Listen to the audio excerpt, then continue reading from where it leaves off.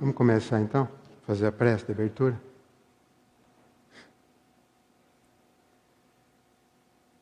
Vamos acalmar nosso coração.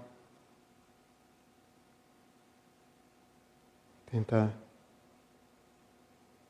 tranquilizar os nossos pensamentos, serenar os nossos sentimentos, nossas almas e vibrar, porque vibrar é doar.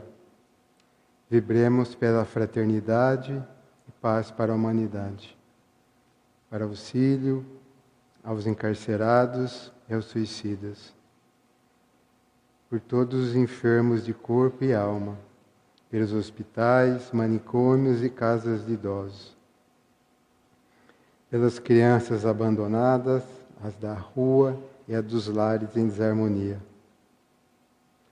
para ajudar os trabalhadores de Jesus, por todas as religiões, credos e crenças, ao anjo da guarda do Brasil, o anjo Ismael, por nossos presidentes, seus assessores e por nós todos brasileiros. Vibremos pelo equilíbrio de nossa família, pelas nossas moradas na terra, ambas transitórias, da alma ao nosso corpo e do corpo à nossa casa. Finalmente, vibremos aos nossos benfeitores espirituais, nosso anjo da guarda, pela perseverança, luz, amor em Jesus. E se for de nosso merecimento, peçamos a espiritualidade que proteja o nosso lar. Que assim seja.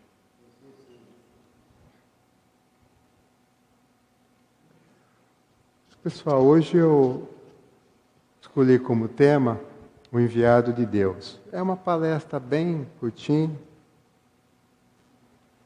que a gente vai rever e discutir alguns conceitos. Eu vou passar um vídeo curtinho, depois a gente comenta. O interessante é que esse vídeo é de um filósofo e ele é ateu. Ele não acredita em Deus, tá?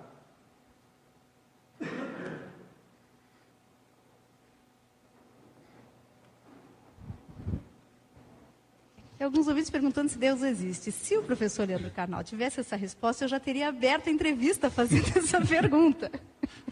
O professor vai ter a resposta individual dele. Então eu vou responder de uma forma técnica, né? Obviamente Deus existe para a maioria dos religiosos, mas só para você pensar como isso é complexo, existe uma corrente teológica muito sólida e muito antiga, teológica, não de ateísmo.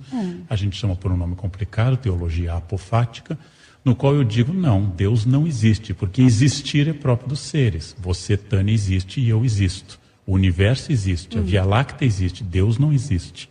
Deus está além da existência. Porque se Deus existisse, ele não seria Deus. Se Deus fosse um ser todo-poderoso, ele não seria Deus. Deus é além do poder. Porque Deus não é o ser mais poderoso do mundo, ele está além do poder. A teologia apofática diz que eu jamais vou conseguir compreender Deus, porque se eu compreendi é porque não é Deus. Porque Deus é maior do que a minha capacidade de compreender. Então, até alguns religiosos contemplam a possibilidade de você apenas se comunicar com esta força, que nós chamamos grosso modo de Deus, sem conseguir muito defini-la. Apenas sentir, sem estabelecer limites ou possibilidades. A gente chama de teologia apofática, que é uma certa negação de Deus dentro da fé. Bacana. Nossa, e é a negação, mas uma afirmação e tanto, afirmação, porque tenta escapar dessa concepção tribal que Deus apenas é o topo da pirâmide alimentar. Ou seja, Deus seria a orca e nós o plâncton. Se Deus fosse a orca, ele seria um ser igual a mim com mais poder. Então Deus tem que ser maior. O Gleison Borges diz que depois que ele conheceu a teoria da evolução de Darwin, ele passou a ser ateu. Bem, aí ele pergunta, Darwin matou Deus? Nietzsche também já tinha matado, né? Agora, existe uma ideia muito boa, né, quando se diz Deus está morto, uma frase que Nietzsche repetiu mais de uma vez, e aí tem a resposta de Deus, Nietzsche está morto. Ou seja, a teologia da morte de Deus ela é típica do século XIX, ela não é mais muito debatida como foi no século XIX.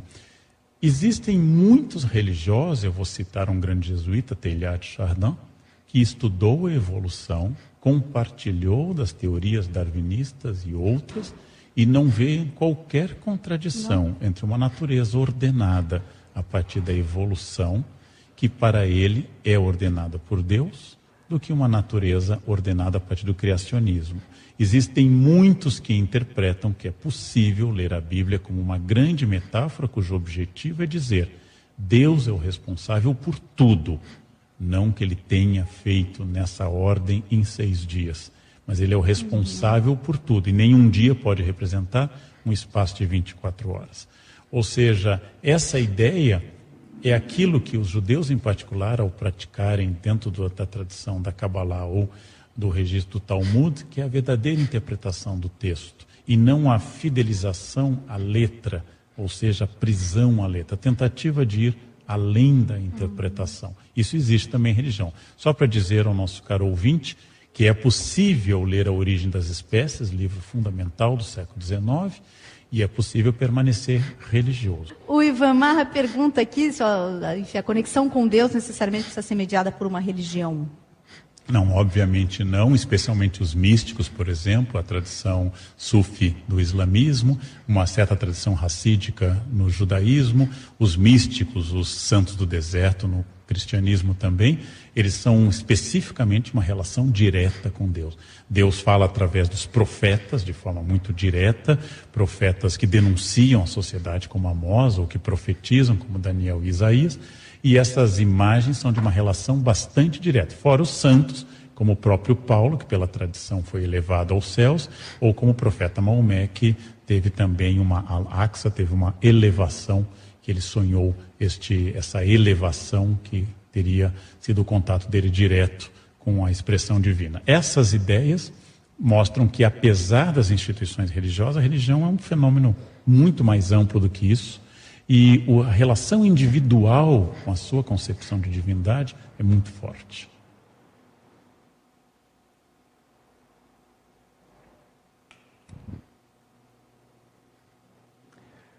Vamos abordar algumas coisas que o Leandro Carnal falou aí. Ele é ateu. Então ele tem uma visão bem particular das coisas. Ele coloca: Deus existe? Ele fala que não.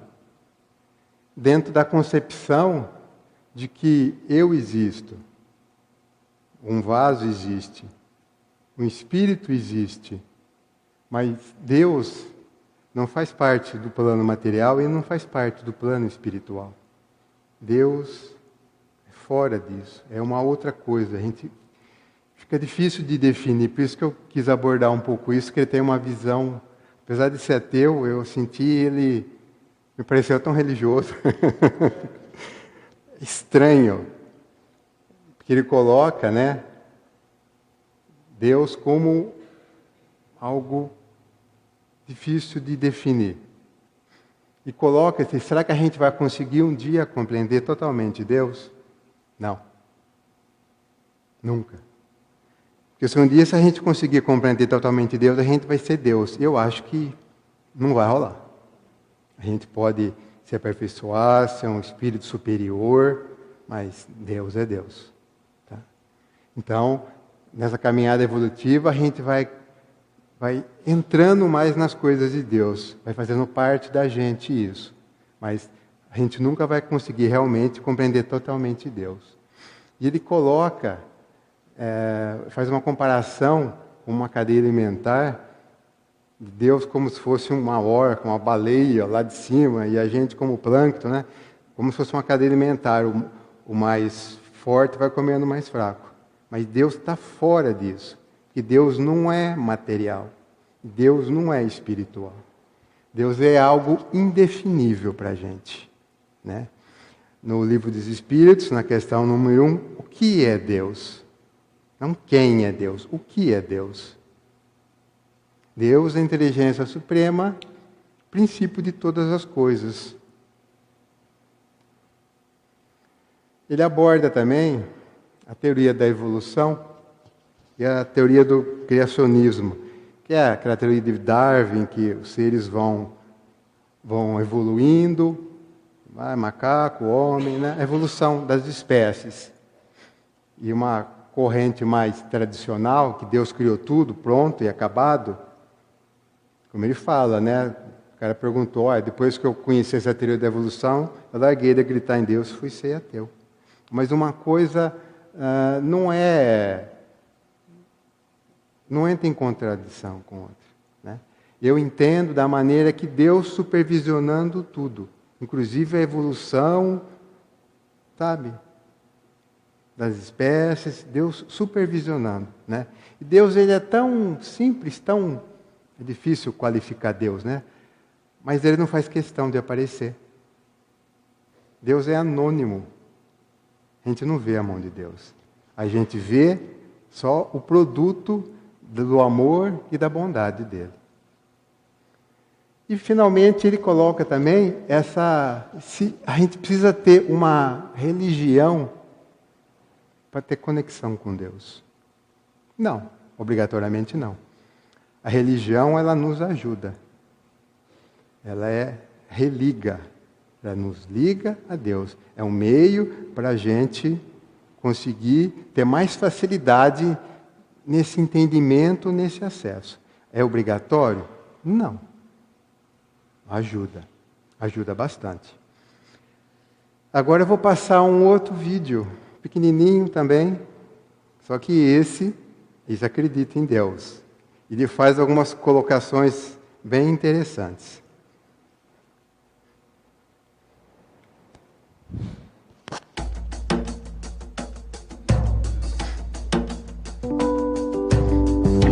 Satisfação, menino, muito prazer em te conhecer. Você acredita em Deus? Acredito. Como é isso? Eu não conseguiria conviver com essa visão amarga, dura, atormentada e sangrenta do mundo. Então, ou existe Deus, ou então a vida não tem sentido nenhum. Bastaria a morte. Leandro Gomes de Barros, a meu ver, formulou muito melhor do que Camis essa pergunta, que é uma pergunta mais séria que as pessoas que não acreditam em Deus podem fazer aos que acreditam. Repare, ele disse, se eu me encontrasse com Deus, se eu conversasse com Deus, iria lhe perguntar por que é que sofremos tanto quando viemos para cá. Que dívida é essa que o homem tem que morrer para pagar? Perguntaria também como é que ele é feito, que não dorme, que não come e assim vive satisfeito. Por que foi que ele não fez a gente do mesmo jeito? Porque existem uns felizes e outros que sofrem tanto, nascidos do mesmo jeito, criados no mesmo canto. Quem foi temperar o choro e acabou salgando o pranto? Veja que coisa linda. Isso coloca em questão a própria existência de Deus. Porque é como se Deus tivesse querido temperar o choro e acabou errando na mão, como se Deus fosse capaz de dar um erro e infligindo um sofrimento terrível ao ser humano, né? Quem foi temperar o choro e acabou salgando o pranto? Pois é. Então Deus para mim é uma necessidade. Se eu não acreditasse em Deus, eu era um desesperado. Conte pra mim as histórias do tempo em que você cresceu. Conte as vezes que acreditou que o dente era feito de leite. Esse já acredita em Deus. Mas, pelas palavras dele, a gente vê que ele não é espírita, né? E ele faz uma série de colocações, e cita até uma poesia de Leandro Gomes de Barros, que talvez a gente, né, que estuda aqui no centro, tenha alguma ideia dessas perguntas que ele fez, né? Por que sofremos tanto?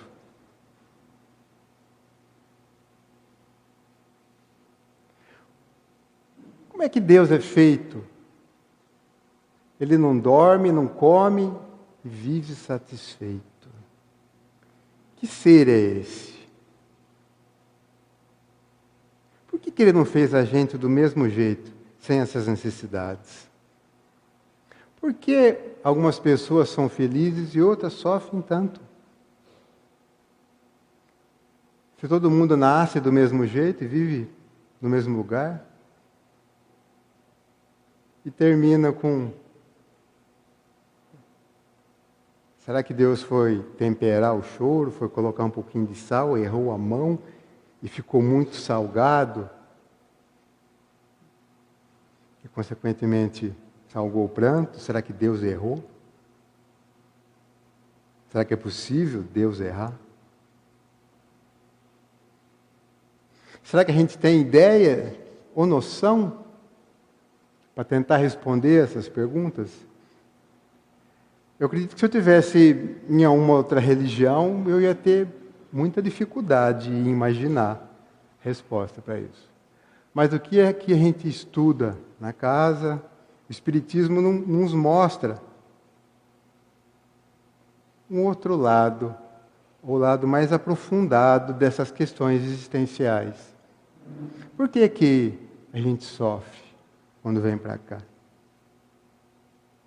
Por quê? A reencarnação e a lei de causa e efeito explica isso, né? Os ajustes que a gente tem que fazer.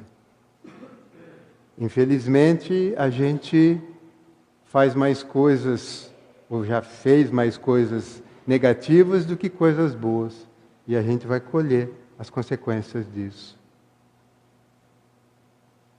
Do que Deus é feito, Ele não dorme, não come, vive satisfeito. Deus não é material, Deus não é espiritual. Deus é, não sei, uma energia, não sei definir Deus. Nem energia, não dá para falar o que é Deus. Eu só sei dizer que Ele não é material, Ele não é espiritual. É algo superior a isso, anterior a isso, que criou isso. Por que será que Ele não fez a gente igual a Ele? Porque só tem um Deus. Não tem como fazer igual a Ele. Por que que existem os felizes e os que sofrem tanto?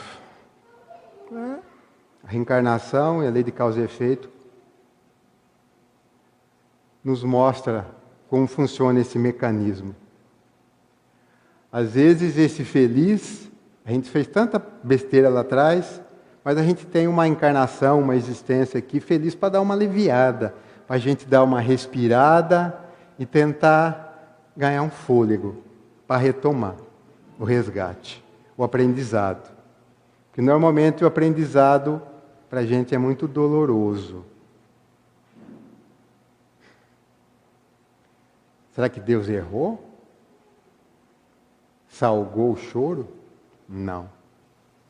Sabe que eu estava estudando para essa palestra e tem uma pergunta também que a gente pode fazer aqui. Deus criou tudo, não criou? Ele não criou tudo que existe? Ele criou o bem, não criou? E o mal também Ele criou? Então quem que criou o mal? Hã? Não, pensei que você ia falar que o capeta criou o mal. Não. Você sabe que, eu, pensando sobre isso, né? O mal, de onde ele vem? Da gente. Mas, se a gente for pensar e analisar profundamente, né? A gente tirar mais uma casquinha dessa cebola, a gente vai ver que não tem mal. O mal não existe. Mas como? Como que não tem o mal? Tanta tristeza, sofrimento, assalto, morte e tudo que existe de ruim por aí, e não existe mal?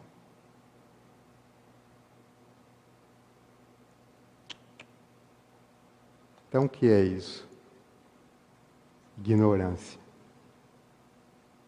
Existe o bem e a ignorância. A ignorância e a falta de aplicação das leis de Deus. O mal não existe. Alguém pode falar, fabricação nossa. A ignorância é fabricação nossa. Deus realmente, como Ele é puro amor, bondade, misericórdia, Ele ia criar o mal? Não. A ignorância é o mal. Mas, vamos lá, vamos continuar. Que hoje é bem curtinha.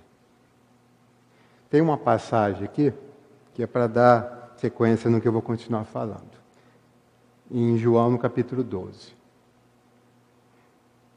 Jesus discorreu aqui.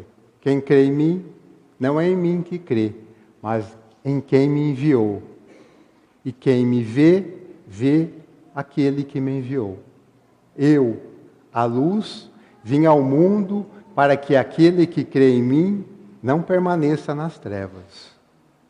Se alguém ouvir minhas palavras e não as guardar, eu não o julgo, pois eu não vim julgar o mundo, mas vim para salvar o mundo. Quem me rejeita e não acolhe minhas palavras, tem seu juiz.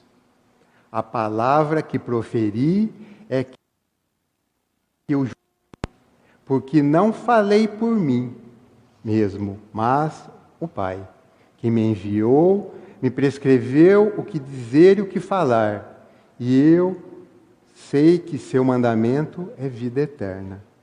O que digo, portanto, eu o digo como o Pai me disse.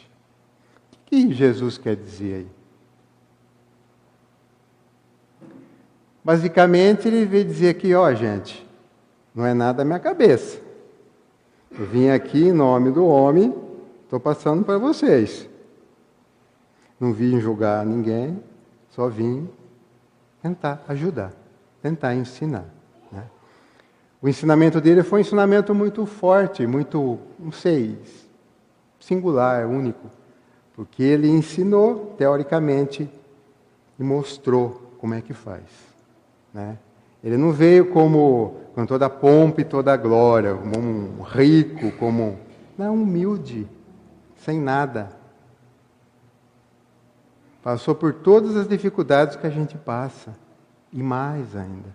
E conseguiu fazer a trajetória dele. Ele mostrou para a gente que é possível isso.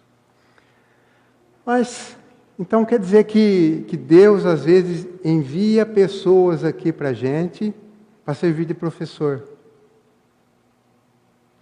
Parece que sim.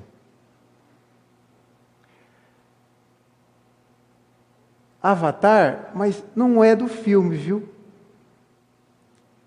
O que é Avatar? Termo sânscrito que indica a encarnação ou manifestação cíclica de Deus na Terra. O que isso quer dizer? Que de tempos em tempos, Deus manda um espírito superior mais capacitado para vir aqui e nos mostrar, nos ensinar. Né? Quando veio Jesus, já veio o top, não tem mais. Né? Veio o governador do planeta Terra. Né? Antes dele, vieram outros. Eu peguei alguns só para ilustrar e para mostrar como Deus é cuidadoso e tenta nos ajudar.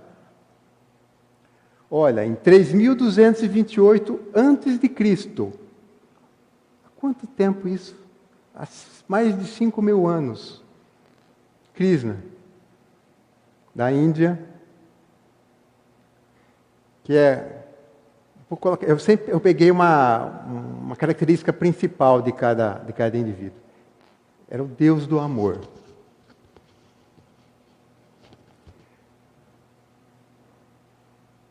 Hermes Trismegisto, 1330 a.C., do Egito. legislador, pastor, filósofo. Ele tem princípios da doutrina que ele colocou, mas eu peguei um que a gente já ouviu falar, princípio de causa e efeito. A gente já ouviu isso em algum lugar aqui, não viu? 1330 a.C. já rolava alguma coisa nesse sentido. Zoroastro, 660 a.C., da Pérsia, profeta e poeta. O que ele pregava? Uma boa mente, uma boa palavra, boas ações. A gente sempre deve falar a verdade, cumprir o prometido, não contrair dívidas. Isso é difícil, né? Mas a gente tem que tentar.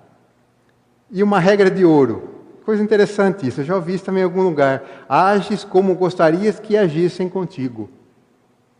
Isso eu já ouvi em algum lugar também. Parece que as coisas se repetem, ou Deus dá um reforço para a gente. Confúcio, 551 a.C., chinês, pensador e filósofo. O que ele pregava? A moralidade pessoal e governamental. Quem cuidava do povo. Ele tinha um enfoque muito grande nisso. E dizia que a gente devia ter humanidade, ter cortesia, sabedoria moral, integridade, fidelidade, justiça, retidão e honradez. 551 a.C.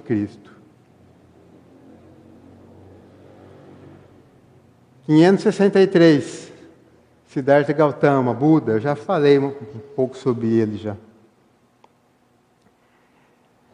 Ele se dedicou a buscar entender a causa do sofrimento humano. Falou que a virtude está no caminho do meio, a moderação. E colocou as 4 nobres verdades. A verdade do sofrimento, a verdade da cessação do sofrimento, a verdade da origem do sofrimento e a verdade do caminho que leva à cessação do sofrimento. É um enfoque bem pé no chão. Ele estudava o sofrimento humano e mostrava por que esse sofrimento existe, por que a gente sofre. Né? E ele falava basicamente que é por causa das nossas ilusões e por aí vai. Mas que o sofrimento tem um fim. Mostrava a sua origem, mostrava como que a gente pode acabar com esse sofrimento. 563 a.C. E aí vem Jesus, nosso chapa, da Judeia. Ele falou que eu sou o rei, mas meu reino não é desse mundo. Realmente, Jesus não era rei daqui. E o mandamento que foi perguntado, mestre, qual é o maior mandamento? Amarás ao Senhor teu Deus de todo o teu coração, de toda a tua alma, de todo o teu espírito. Este é o maior, o primeiro mandamento. O segundo é semelhante a esse. Amarás o teu próximo como a ti mesmo. Desses 2 mandamentos dependem toda a lei e o profeta. E também foi perguntado para ele qual era a regra de ouro. E qual que era a regra de ouro? Fazer para o nosso próximo o que a gente gostaria que fizesse para a gente. A gente viu isso lá atrás já, que Deus já está batendo nisso, tentando nos ensinar isso. Só que é aquele negócio, né? Como a gente tem uma certa dificuldade em aprender, a gente tem reforço, volta, vem outro professor para tentar explicar de uma outra maneira, para ver se a gente consegue entender. Entender a essência da lei divina. A essência de como é que a gente deve se comportar para ser feliz. Para parar de sofrer. Quem quer sofrer? Ninguém quer sofrer.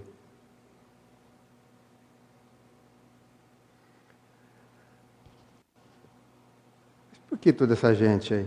O que tem a ver isso? Enviado de Deus, esse monte de gente aí. que é isso daí? Uma família?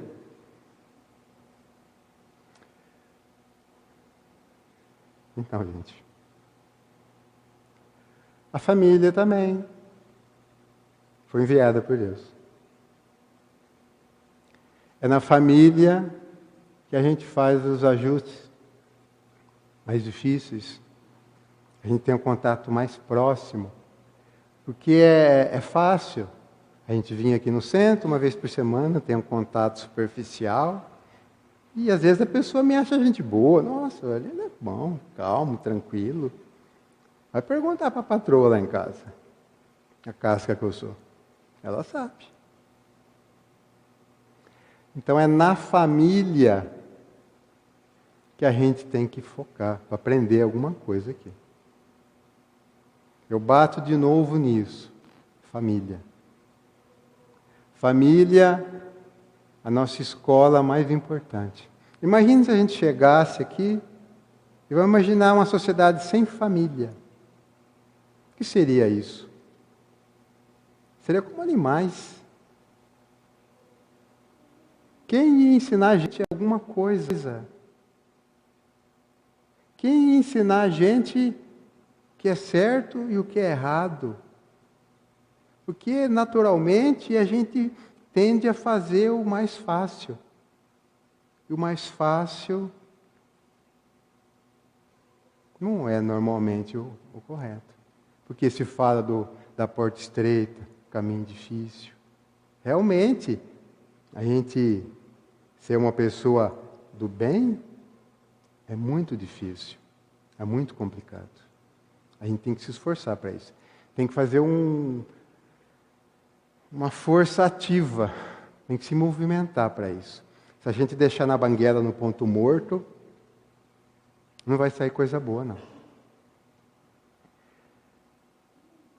Então eu gostaria aqui de fazer uma homenagem às famílias, de valorizar as famílias. Realmente, às vezes eu fico chateado de ver que algumas famílias estão se desagregando, estão tendo muita força ou jeito para gerir, para ensinar os filhos se entenderem, mas é necessário. Porque a gente sabe que se a gente não se entender agora, a gente vai ficar repetindo de ano através da reencarnação para fazer esse ajuste. Não tem como fugir. Ou a gente aprende do jeito não tão difícil ou do jeito difícil. Não tem outro jeito. Em especial, as mulheres.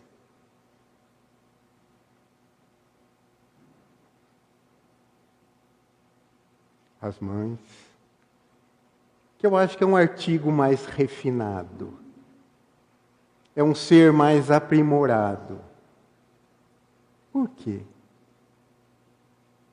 Porque o homem, não sei, ele tende a ser mais razão. Mas a mulher é coração. E a gente sabe que o que faz a diferença é o coração, é o sentimento. A razão, ela é fria, às vezes impiedosa.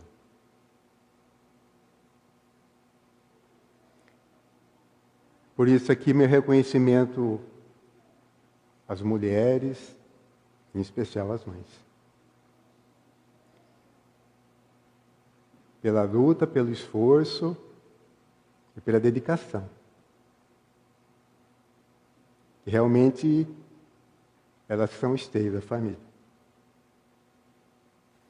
Se não fossem as mulheres, eu não sei. O homem, ele pode trabalhar, dar o sustento, sei lá, né? Apesar que hoje em dia a mulher também trabalha, também leva dinheiro para casa. Mas, não sei. Mulher, eu acho que, e mãe em especial, é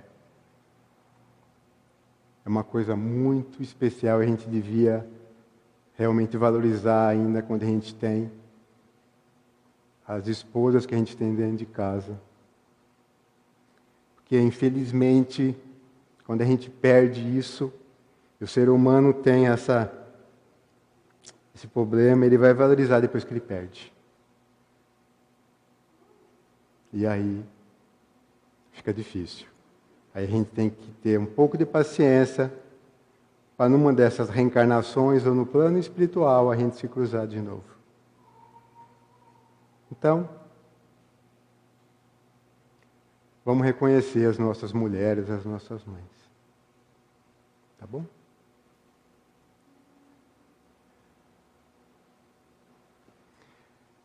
Foi tranquilo hoje, não foi? Eu vou dar os recadinhos, depois a gente faz a prece final, pode ser? Estudo da doutrina, já começou as aulas já, né? Até de terça também, né? Terça-feira, das 8 às 10 horas. Para quem tem curiosidade, a gente abordou, né, brevemente essas questões existenciais aí, que isso aperta o nosso coração, e por que eu estou aqui, qual o sentido disso, por que a gente sofre, né? Então, no estudo, a gente vai entendendo melhor essas coisas. O estudo é terça, das 8 às 10, ou senão sábado, das 2 às 4. Sábado também é evangelização infantil, no mesmo horário, né?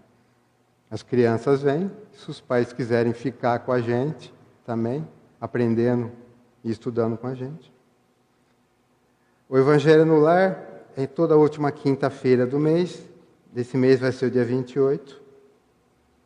É muito importante e essencial, inclusive, para quem faz o tratamento, é a continuação do tratamento, e para todo mundo, né, que tiver a oportunidade de vir, é muito importante, porque nesse dia a gente faz a limpeza espiritual dos nossos lares, e é feito só aqui, com o apoio da espiritualidade. Na semana que vem, tem a palestra da nossa irmã Edna, com o tema Força do Amor. Um tema interessante.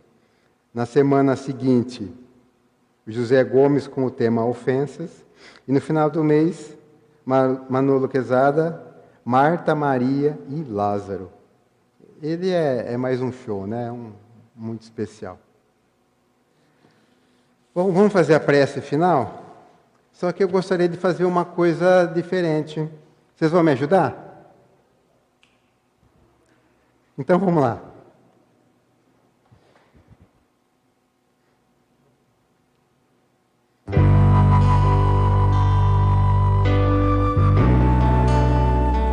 Abra o coração. Jogue tudo que tem de ruim para fora agora.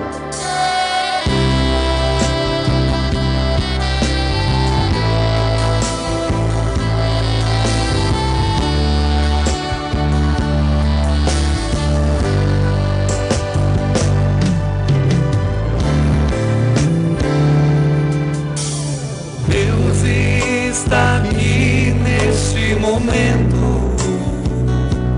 Sua presença é real em meu viver.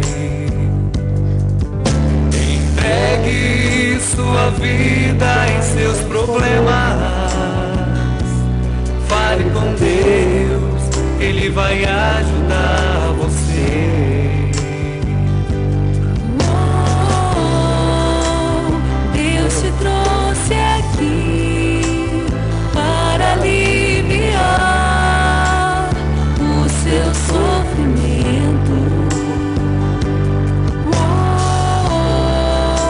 É Ele autor da fé, do princípio ao fim, em todos seus tormentos.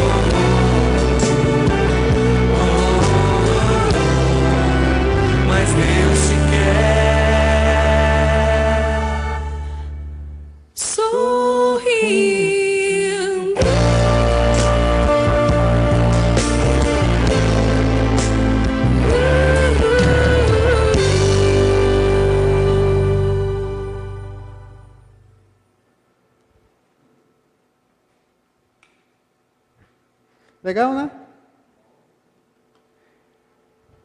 E que Deus continue a nos abençoar abundantemente e que a gente consiga ser merecedor de todo esse cuidado, de todo esse amor, de toda essa atenção que Deus tem com a gente.